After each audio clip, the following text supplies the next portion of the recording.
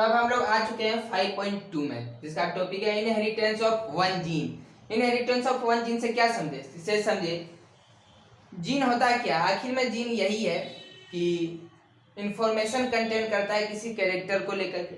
तो जब जीन को इनहेरिट कर रहा है, मतलब कोई कैरेक्टर ले रहा है, तो अब कैसे कैरेक्टर लेता है, अब उसको हम लोग समझेंगे।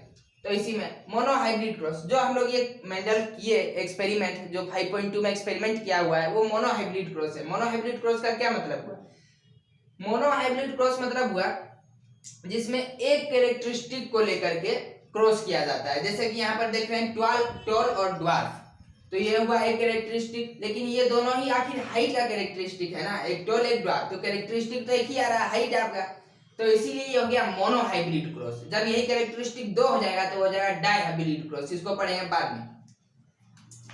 तो आते हैं अब एक्सपेरिमेंट पर, मेंडल जी ने क्या किया।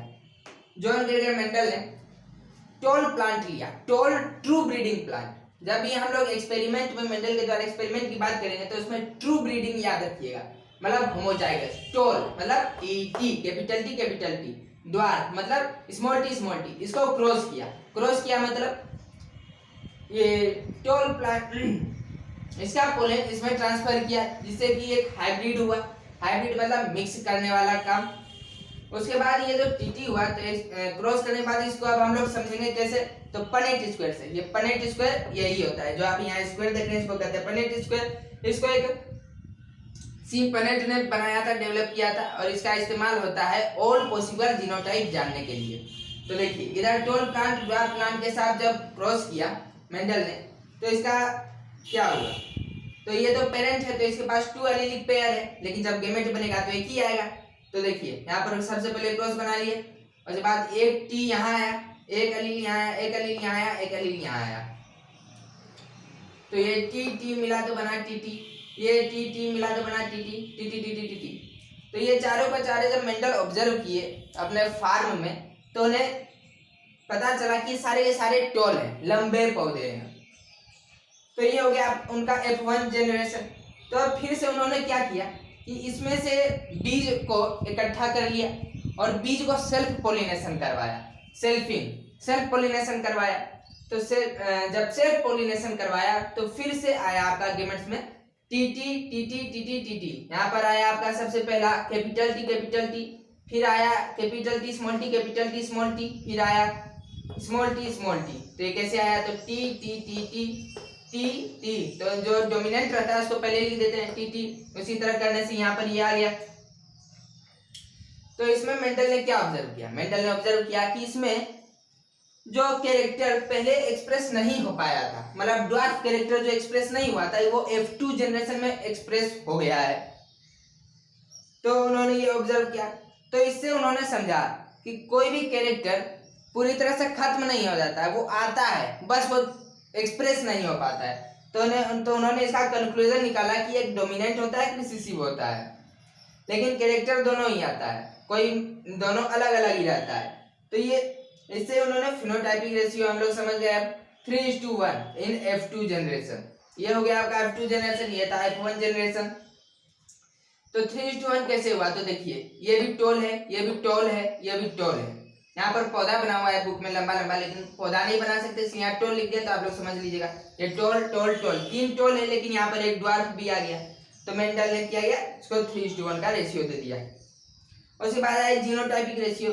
अब इसका जीनोटाइपिक रेशियो क्या है, तो देखिए जीनोटाइपिक रेशियो हुआ क्या, मतलब उसका जीन कंपोजिशन कैसा है।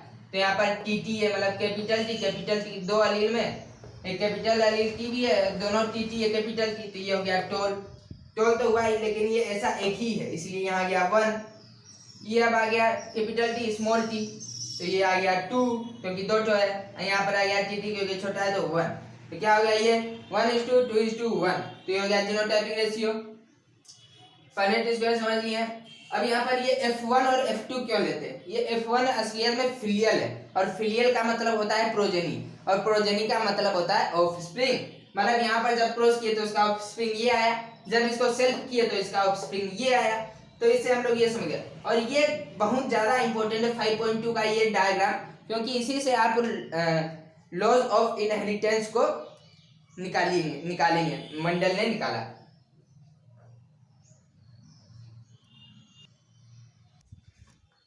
तो कुछ खास टर्मिनोलॉजी जो इस चैप्टर में जानना बहुत जरूरी है, जिसके बिना आप इस चैप्टर को पढ़ ही नहीं सकते, इसको आप रट लें, समझ लें।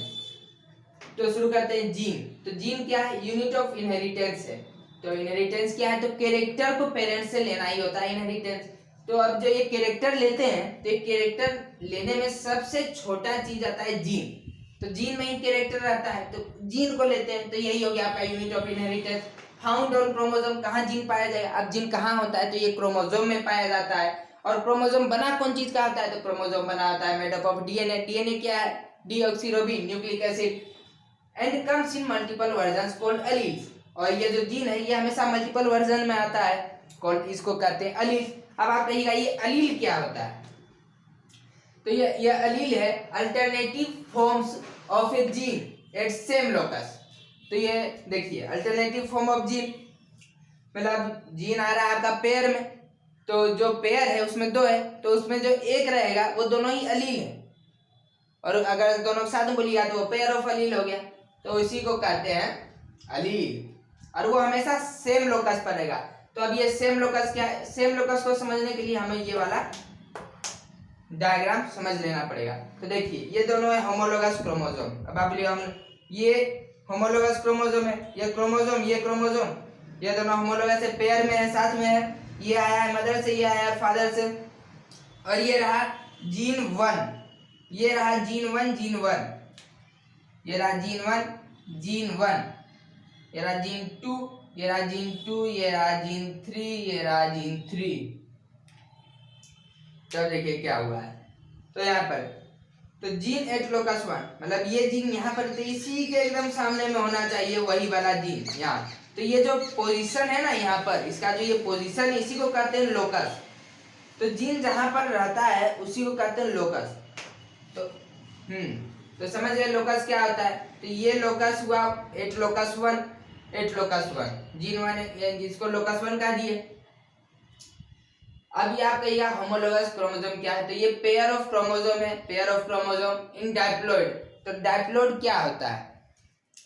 देखिए डायप्लॉइड वही हुआ जिसमें कि जिसमें वन एलील आया है, वन फैक्टर आया है मदर से, वन फैक्टर या वन एलील आया है मदर से, तो इसी को कहते हैं डायप्लॉइड ऑर्गेनिज्म। लगभग हम सबको ही डायप्लॉइड ऑर्गेनिज्म है। तो अब आइए देते हैं, तो ये वाला भी हम लोग समझ गए। अब ये होमोजाइगस, हेटेरोजाइगस और फिनोटाइप, जीनोटाइप क्या आता है? होमोजाइगस टीटी टीटी, तो यहाँ कैपिटल टी है, और ये small T small T. Homozygous का सीधा सा मतलब है कि इसका जो जीनोटाइप है वो एक ही होगा, मतलब उसका जीनोटाइप बदल नहीं सकता, मतलब उसमें एक ही तरह का एलील रहेगा। जैसे यहाँ कैपिटल टी हुआ, एक एलील डोमिनेंट है, तो उसके बाद भी कैपिटल टी ही होना चाहिए, तब वो होमोजाइगस होगा। तो इसी तरह स्मॉल टी हो गया होमोजाइगस। और हेटेरोजाइगस जैसे इसका उल्टा है, उसमें दोनों सेम नहीं रहेगा, दोनों एलील, उसमें डिफरेंट एलील रहेगा। जैसा कि आप यहाँ देख सकते हैं, यहाँ पर सेम ब्लैक जीन है, एलील है, तो ये हो गया होमोजाइगस। यहाँ देखिए यहाँ डिफरेंट है, यहाँ पर ऐसे तिरछा है, इधर सीधा लाइन है, तो ये दोनों एलील अलग अलग हो गया, तो ये हो गया हेटेरोजाइगस। ये देखिए ये है सीधा सीधा और ये बिंदी बिंदी, तो ये दोनों भी अलग अलग हो गया, तो ये भी क्या हो गया? हेटेरोजाइगस। तो होमोजाइगस और हेटेरोजाइगस पक्का समझ गए होंगे, नहीं समझे तो कोई बात नहीं। फिनोटाइप क्या है? जो कैरेक्टर एक्सप्रेस हो जाता है, मतलब जो कैरेक्टर को आप किसी में देख सकते हैं, जो कैरेक्टर एक्सप्रेस है। जैसे आप टॉल प्लांट को देखें तो वो लंबा दिख रहा है, तो वो उसका क्या हो गया? फिनोटाइप एक्सप्रेशन हो गया। अब जीनोटाइप, तो जीनोटाइप क्या होता है? जीनोटाइप हो गया जेनेटिक मेकअप, मतलब वो उसका जेनेटिक मेकअप क्या है? जैसे कि जीनोटाइप हो गया capital T small T capital T small T T T T T T T T. तो ये सब आ गया आपका जीनोटाइप में। उसी बात डोमिनेंट क्या होता है? डोमिनेंट तो डोमिनेंट वही हुआ जो डोमिनेट्स दी अदर, मतलब जो दूसरा एलील को, दूसरा ट्रेट को डोमिनेट कर देगा, हरा देगा, वही हो गया आपका डोमिनेंट ट्रेट, डोमिनेंट कैरेक्टर। और रेसेसिव ट्रेट क्या हो गया? Recessive character. रेसेसिव ट्रेट हो गया विच इज डोमिनेटेड, जो हार जाता है, वही हो गया आपका रेसेसिव। जैसा कि वहां देखे थे, टॉलनेस था, डोमिनेंट ताकतवर था, वो आ जाता था एक्सप्रेशन में, और ड्वार्फनेस था, रेसेसिव तो नहीं आ पाता था। अब देखिए मेंडल क्या ऑब्जर्वेशन निकाले अपने इस एक्सपेरिमेंट से, जो उन्होंने इतना एक्सपेरिमेंट किया, इतनी मेहनत की, उसके बाद उन्होंने ऑब्जर्वेशन निकाला, और इसी ऑब्जर्वेशन के हिसाब से आगे जाकर के प्रिंसिपल ऑफ इनहेरिटेंस या फिर लॉज ऑफ इनहेरिटेंस निकलेगा। तो मेंडल का observation number first, contrasting traits don't show any blending, मतलब कि ये जो टी और ये टी है ये आपस में मिलता नहीं है, मतलब नॉन वेरिएंट बिटवीन हाइट, जैसे कि कोई लंबाई प्लांट हुआ, कोई छोटा हुआ, लेकिन कोई भी बीच का नहीं हुआ, बीच हाइट का। तो इससे ये चीज इन्होंने ऑब्जर्व किया, इससे उन्हें पता चला कि दोनों फैक्टर आ रहा है, बस एक एक्सप्रेस नहीं हो रहा है, लेकिन रहता दोनों है, मौका मिलने पर एक्सप्रेस हो जाता है। और number 2, one trait dominates the other, तो दूसरा ऑब्जर्वेशन उनका निकला कि हाँ कि ये डोमिनेट कर देता है दूसरा ट्रेट को। तो ये भी हम लोग समझ चुके हैं। मेंडल उस वक्त अलील और जीन का कॉन्सेप्ट आया नहीं था, तो मेंडल उसको फैक्टर बोलते थे, इसलिए फैक्टर भी जब भी बोला जाए तो आप समझ जाइएगा वो अलील के बारे में बोला जा रहा है, जीन के बारे में बोला जा रहा है। ओके, तो टेस्ट क्रॉस होता है क्या, हम लोग पढ़ेंगे टेस्ट क्रॉस, बहुत अच्छा टॉपिक है, बहुत इंटरेस्टिंग है।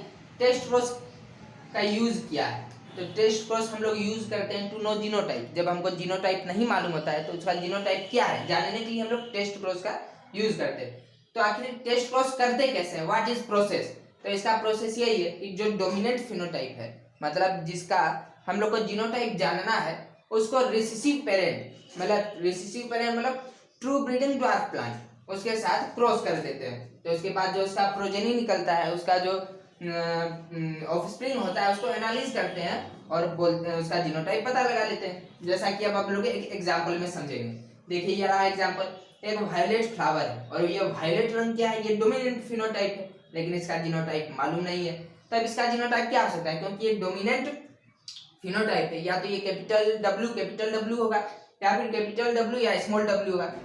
तो अगर ये कैपिटल W और ये होमोजाइगस रिसेसिव व्हाइट फ्लावर है और ये homozygous recessive white flower plant है, तो जब इसको क्रॉस करेंगे तो इसका प्रोजेनी क्या आएगा, WWWWW, मतलब सब के सब वायलेट आ जाएंगे। अगर सब के सब वायलेट आ गए प्रोजेनी में, तो इससे हम लोग क्या समझ जाएंगे, इससे समझ जाएंगे, इंटरप्रिटेशन निकल जाएगा, फ्लावर इज होमोजाइगस डोमिनेंट। और अगर इसके उल्टा, अगर ये वायलेट फ्लावर कैपिटल W और स्मॉल w है, तो इसका जो प्रोजेनी आएगा उसमें हाफ वायलेट आएगा और हाफ वाइट आएगा, क्योंकि यहाँ WWWW violet, small w white. तो अगर हाफ प्रोपोर्शन में आ गया ये, तो इससे हम लोग को पता चल जाएगा कि ये हेट्रोजाइगस है, और हेट्रोजाइगस है इसका मतलब इसका जीनोटाइप क्या हो गया, कैपिटल W स्मॉल w। तो जीनोटाइप जानने के लिए बेहद आसान तरीका है। असलियत में मेंडल के सामने ये परेशानी आई थी कि F2 में जो टॉल प्लांट निकले थे उसमें दो तरह के होते, कैपिटल T भी टॉल और कैपिटल T स्मॉल t भी टॉल। तो अब इसमें से कोई एक प्लांट दे दिया गया आपको रेंडमली, आपको जीनोटाइप नहीं मालूम, तो कैसे जीनोटाइप मालूम करिएगा, तो इसी प्रोसेस के माध्यम से आप मालूम कर सकते हैं। ओके, हम लोग जो मेंडल के इतने लंबे प्रोसेस को पढ़े, उनके एक्सपेरिमेंट को एनालाइज किए, तो मेंडल जब अपने एक्सपेरिमेंट्स को किए और ऑब्जर्व किए, तो वो दो लॉज पर पहुंचे, दो कानून पर, उसी को आज हम लोग कहते हैं प्रिंसिपल और लॉज ऑफ इनहेरिटेंस। तो पहला कानून क्या था, तो लॉ ऑफ डोमिनेंस। तो लॉ ऑफ डोमिनेंस आपको मालूम ही है कि एक कैरेक्टर, एक ट्रेट दूसरे को डोमिनेट करता है। और सेकंड लॉ क्या है, लॉ ऑफ सेग्रीगेशन। सेग्रीगेशन का मतलब क्या होता है, सेपरेशन। तो आप इससे हमेशा याद रख पाएंगे कि एक जो हमेशा पेरेंट दो एलील पे होता है, लेकिन पेरेंट दो रहते हैं, तो जो गेमीटो होता है उसमें एक ही आता है एलील, तो दोनों पेरेंट से एक एक एलील आता है। तो जब दोनों पेरेंट का एलील जो दो रहता है वो एक एक अलग अलग हो जाता है, मतलब एक एक हो जाता है, सेपरेट हो जाता है, इसलिए इसका नाम पड़ गया लॉ ऑफ सेग्रीगेशन। ये दोनों लॉ आगे और डिटेल में इसको और अच्छा से समझेंगे। तब तक के लिए